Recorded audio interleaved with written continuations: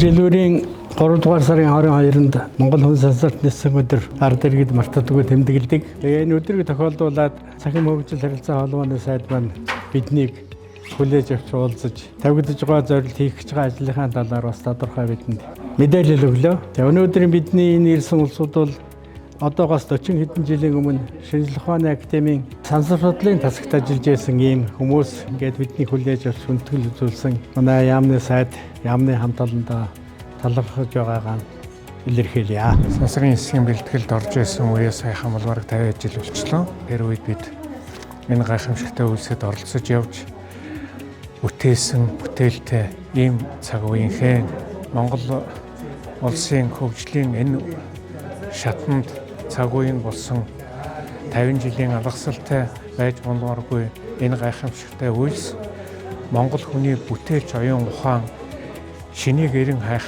хийж бүтээхийн төлөө агуу их тэмцдэг энэ ард түмний хувьд бол сансрын аян цаашид баттай үргэлжилж амжилтанд хүрнэ гэдэгт би итгэж найдаж явдаг. Манай яамны хамт олон ажил үйлсийн манлайд явж мөнхөд Монгол орныхоо хөгжил дэвшлийн төлөө зүтгэж явахын ерөөлийг төргөё.